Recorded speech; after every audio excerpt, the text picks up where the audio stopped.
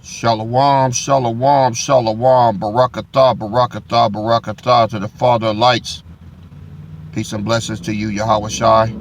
Peace and power to the throne of King David, and peace and blessings and salutations to the royal house of King David. All praises, all praises, all praises. Well, hope y'all ready for more of the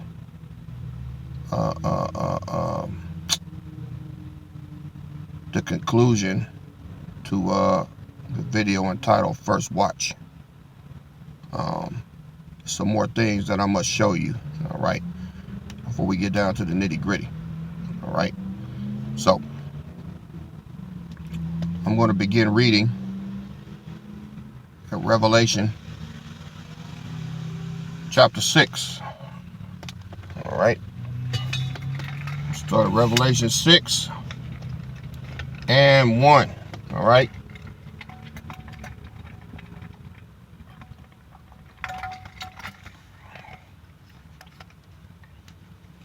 Revelation 6 and 1.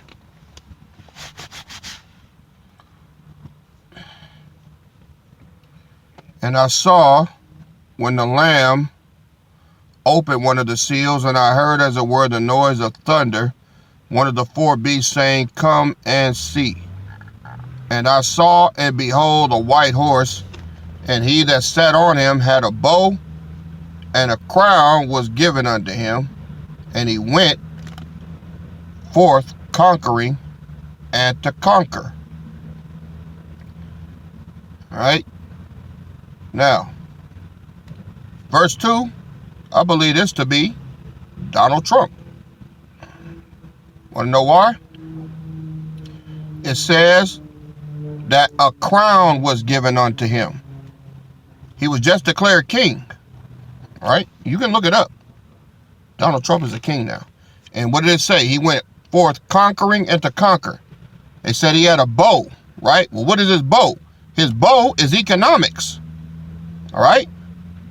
Isn't he forcing all of these other countries to get in bed with the United States, Canada, Mexico, Greenland, Gaza? He took that over. Ukraine. He after all of them. He's going forth conquering and to conquer. All right. Verse 3. And when he had opened the second seal, I heard a second beast say, Come and see. And there went out another horse that was red, and power was given to him that sat thereon to take peace from the earth, and that they should kill one another. And there was given unto him a great sword. Now, ain't that what's going on now? I mean, we've had wars. Well, we've had rumors of wars, and now we got wars going on, right? Right? Look at the third seal. And when he had opened the third seal, I heard a third beast say, Come and see. And I beheld, and lo, a black horse, and he that sat on him had a pair of balances in his hand. Now, we've already had high prices, but they're going even higher now. Since Trump been in office, hey, he is really like causing shit to go up. All right. Nebraska, if you haven't been keeping up, all of those farmers down there are going belly up because they're not getting any federal aid anymore. All right. And they lost all of their labor when Trump put it in place to deport all of these undocumented workers. So that's driving up the prices of food. Okay. So that's the black horse. In verse 6, and I heard a voice in the midst of the four beasts say, A measure of wheat for a penny, and 3 measures of barley for a penny. And see thou hurt not the oil or the wine. So it's saying that wheat and bread are going to cost you a day's wages. And they're damn near there now.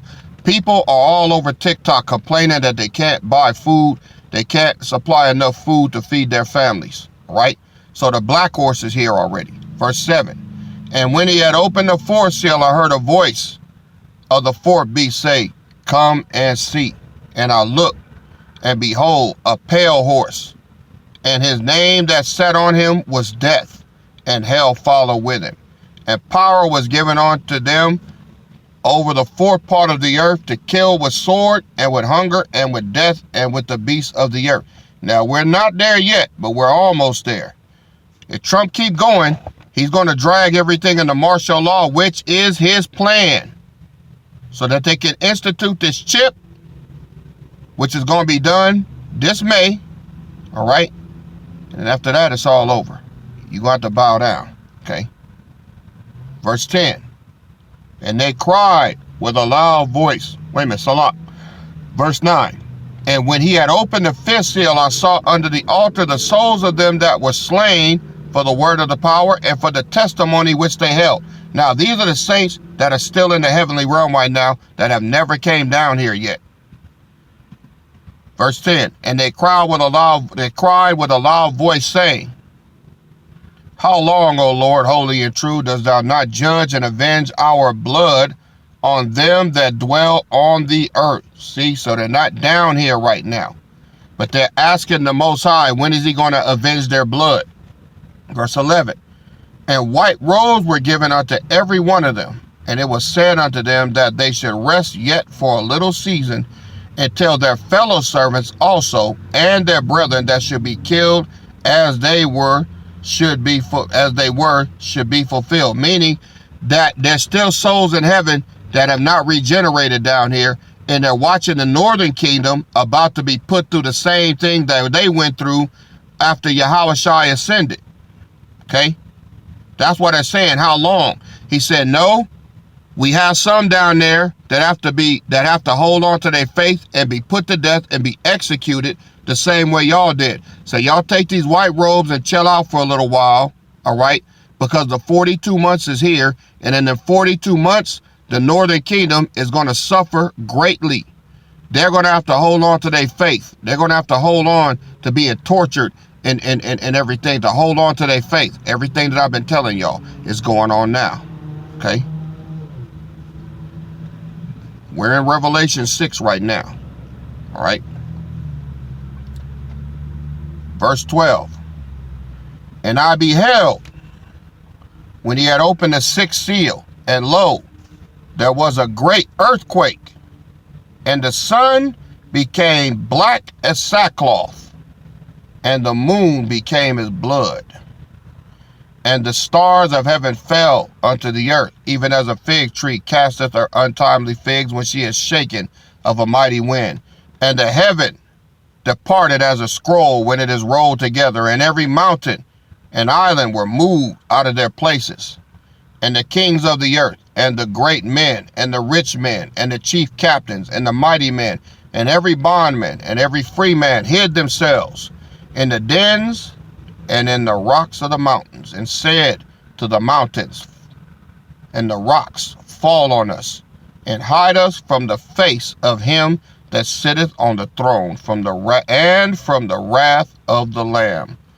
For the great day of his wrath is come, and who shall be able to stand? Well, we read that over and over, but what does it really mean? Well, I'm going to read you 3 passages. Well, Salah, 2 passages, and then we'll come back to that. All right. This is Joel 2:31. The sun shall be turned into darkness, and the moon into blood, before the great and terrible day of the Lord to come. Acts 2:20. The sun shall be turned into darkness, and the moon into blood, before that great and notable day of the Lord to come. Revelation 6:12. And I beheld, when he had opened the sixth seal, and lo, there was a great earthquake, and the sun became black as sackcloth of hair, and the moon became as blood. What is that saying? That's saying that before the day of the Lord comes, the sun is going to be blacked out. The moon is going to be turned blood red like it already did a couple of nights ago. There's going to be a great earthquake. All right? That's going to signify that the day of the Lord is now starting. We get another precept.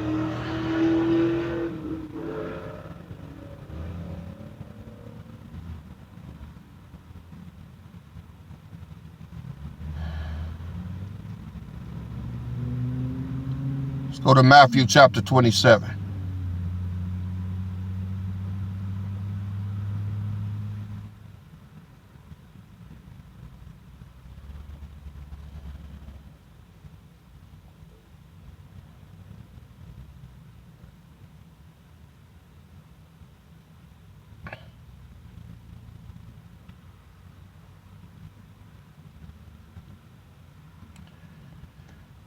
All right, let's go to Matthew 27 and 47. This is when Yahweh Shah was on the cross. Watch what happened.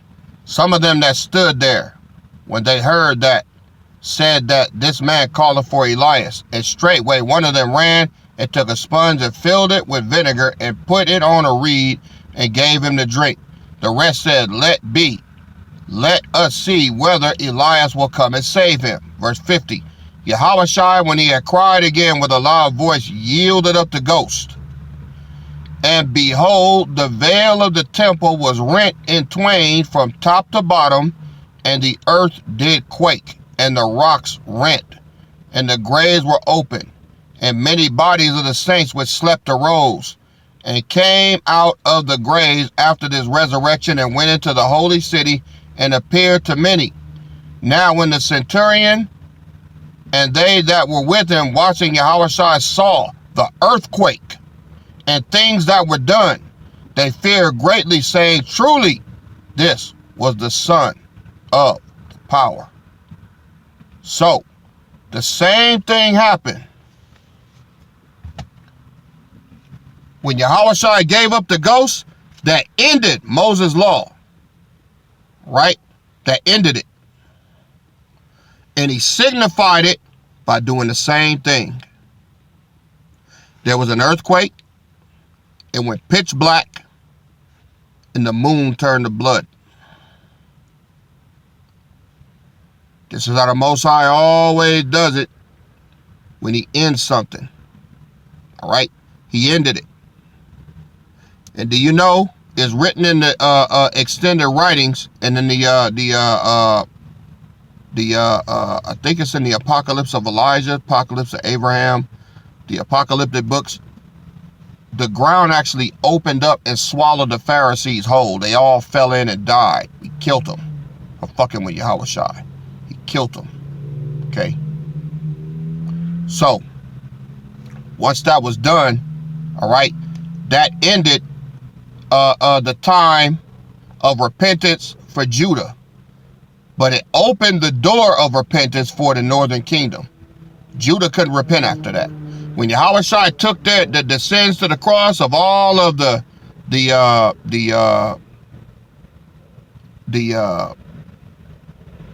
southern kingdom, that was it. Now after that, the northern kingdom, the door opened for the northern kingdom, all right? Why am I saying that? Well, this is what's getting ready to happen now, all right? Once Judah, who has already repented, all of y'all from back in the day when Yahushua was here that didn't accept salvation when he was here, this is why you dumb as fuck right now and you don't understand what I'm telling you. See? Now, when he comes back, he's going to do the same thing. And that's going to end this time, all right, that the law of liberty is established.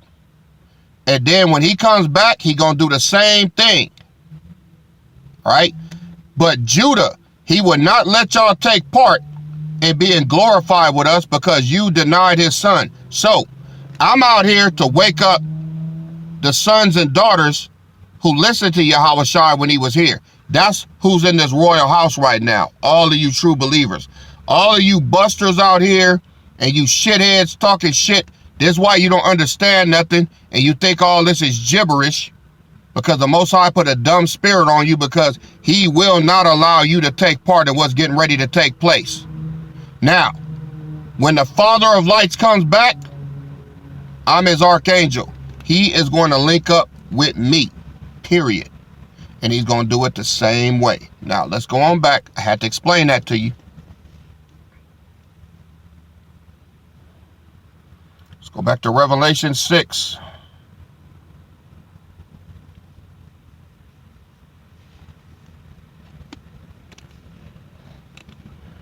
Sixth seal. Verse 12.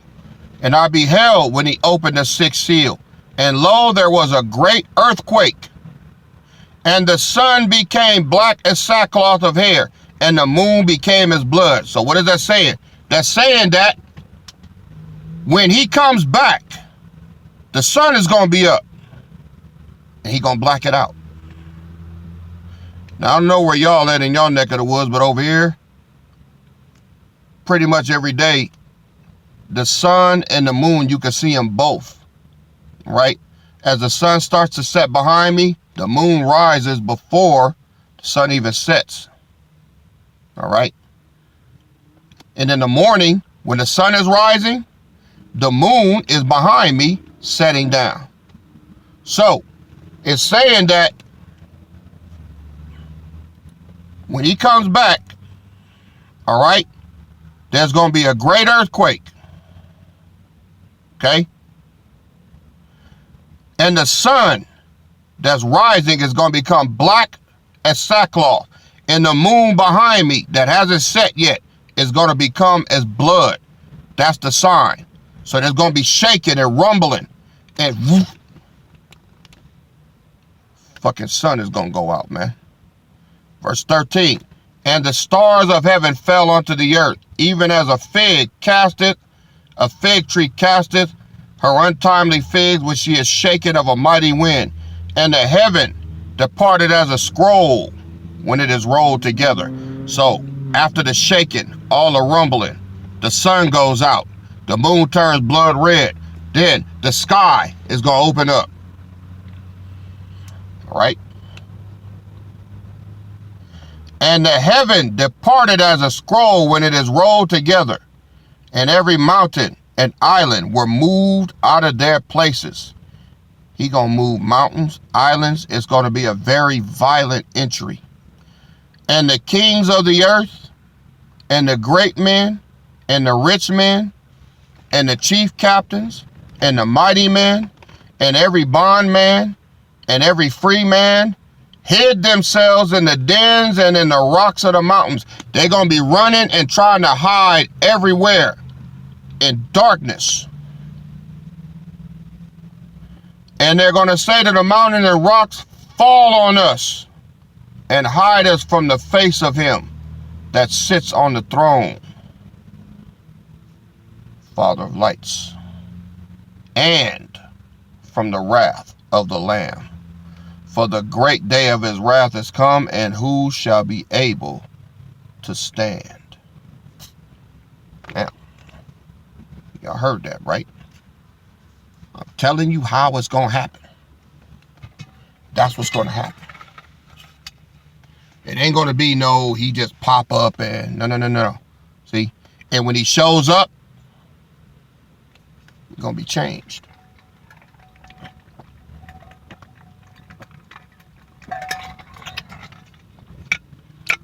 At that moment, we're going to be changed. If we take it back to Zechariah chapter 12, all right, let's go back there.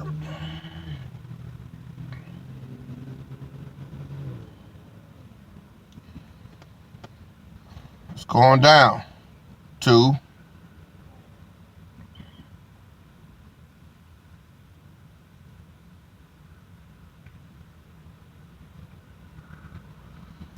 verse 4. And that day, saith the Lord, I will smite every horse with astonishment, and his rider with madness. And I will open my eyes upon the house of Judah, and will smite every horse of the people with blindness. When he comes in, when that earth starts shaking, all right, when that sun gets put out, that's the blindness. He is going to have the whole world's attention when he do this. And the governors of Judah shall say in their heart, the inhabitants of Jerusalem shall be my strength, and the Lord of hosts their power. The men of the Lord are going to take a pledge within themselves, because see, because of what I'm telling you now, you're going to be expecting this. It's a prophecy being fulfilled in real time. Verse 6, and that day I will make the governors of Judah like a hearth of fire among the wood. He's going to make us into the weapons of warfare that we need to be. In that day, what day? The day of the Lord. Like a hearth of fire among the wood, and like a torch of fire in a sheaf. And they shall devour all the people round about on the right hand and on the left, and Jerusalem shall be inhabited again in her own place, even in Jerusalem. We will be equipped, and we will be given the power to take back our sovereignty by force. Verse 7. The Lord also shall save the tents of Judah first, that the glory of the house of David and the glory of the inhabitants of Jerusalem do not magnify themselves against Judah, the royal house first. The scepter shall not depart from Judah. Verse 8. In that day shall the Lord defend the inhabitants of Jerusalem, and he that is feeble among them at that day shall be as David, and the house of David shall be as the power, as the angel of the Lord before them. I'm going to read that again.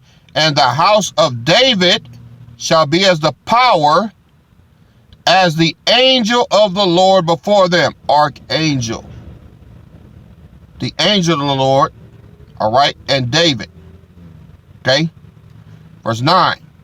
And it shall come to pass in that day that I will seek to destroy all the nations that come against Jerusalem. Verse 10. Now this is after we've been turned up once again. And I will pour upon the house of David and upon the inhabitants of Jerusalem the spirit of grace and supplication. Look what it says again. And they shall look upon me whom they have pierced. Once again. This is going to happen, all right, at a time when I'm bringing my offering again. And they shall look upon me whom they have pierced, and they shall mourn for him, because they're going to be afraid.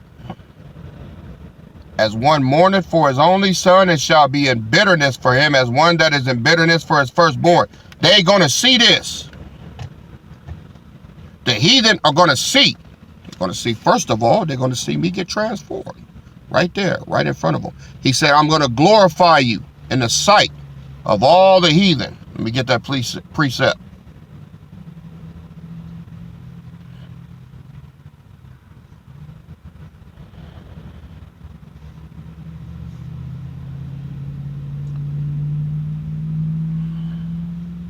Let's go to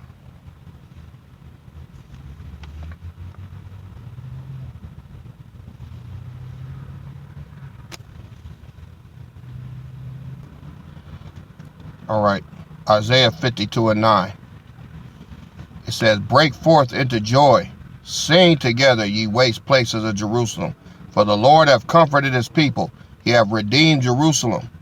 The Lord hath made bare his holy arm in the eyes of all the nations, and all the ends of the earth shall see the salvation of our power. So, what it's saying is, when he comes back, we're going to be transformed all over this nation, and the whole world is going to see it. Starting with me here. All right? Start with me here. He's going to make bare his holy arm in front of all the nations. All the heathen are going to see us. All right? Be transformed instantly into the gods of the earth that we're supposed to be. That's what's going to happen. All right? So, I've already told you the entrance that he's going to bring. I told you how he's going to do it. I told you what the signs are going to be. See, this ain't going to be no, oh, he just pop up and bing, bing, bing. No. It's going to be a lot more serious than that, because the Most High signifies when he ends something. When he ends this time right here in the tribulation starting, he going to signify it by blacking out the sun and turning the moon blood red. That's what he's going to do. And then he's going to turn us up, because it's going to be needed. We're going to have that power in order to survive after this. The world is going to now become lawless. He is going to allow the Antichrist to come full circle. All right? Full circle. That's what's going to happen. All right? So, when is all this going to take place? Well, I'll see you next video. That's going to be the last one, though. But I already knew that this time was going to be needed to break this down. This is a lot, right? But I'm going to get y'all on the next video, all right? Stay tuned. Barakatah to the Father. Kiss the Son, lest he be angry. All praises to the throne. Peace and power to you, Royal House of King David. I will see y'all on the flip side. Next video coming up. KD out. Shalom.